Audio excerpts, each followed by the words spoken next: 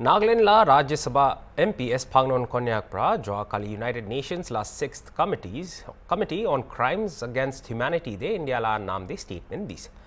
MP bra kuise taiyete Arabi kuise ki states khan takhan nijor laga jaga de nohili bi takhan laga manu bra human rights aro mass atrocities laga galti kaam kurya de insaf ane bole karne takhan nijor la responsibility as victim centered approach to insaf pa bole karne lage kuise.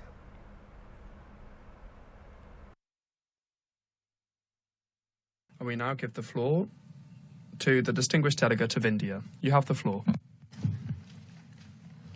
Madam Chair,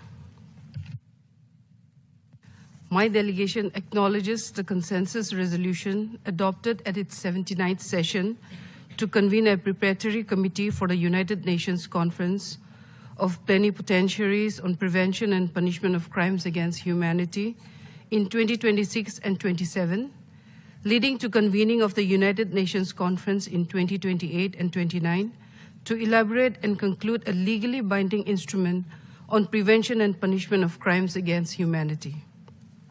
We are of the view that states bear the primary responsibility and obligation to ensure justice and accountability for the most egregious violations of human rights and mass atrocities committed either in their territory or by their nationals. Any attempt to introduce legal theories or definitions drawn from other international frameworks without broad-based support will not gain universal acceptance and must be avoided. Any legally binding treaty must give due regard to the diversity of legal systems and unequivocally respect national sovereignty. Without such recognition, the legitimacy and acceptance of any such instrument will be fundamentally undermined. As the process will deliberate on the draft articles proposed by the International Law Commission on Prevention and Punishment of Crimes Against Humanity, our endeavor should be consistent with the Charter of the United Nations and the universally recognized principles of international law. Anything less would create fragmentation and conflict with existing legal norms. India has actively and constructively participated in discussions of the draft articles. We emphasize that any definition of crimes against humanity must explicitly capture the heinous crimes and atrocities perpetrated by terrorists and their sponsors. Justice and accountability demand that such acts are not overlooked. We categorically oppose the transposition of existing legal regimes into a new convention without critical examination or adaptation. Madam Chair, we strongly believe that a clear jurisdictional linkage should be established, giving precedence to territorial or national jurisdiction over crimes committed by states on nationals. This is essential for delivering justice, upholding the rights of the accused, and addressing the legitimate interests of victims while preserving the sovereign authority of states. The draft articles should not, under any circumstance, override or diminish a state's sovereign right to address crimes, including crimes against humanity, through its own judicial processes and penal codes. National mechanisms must remain central.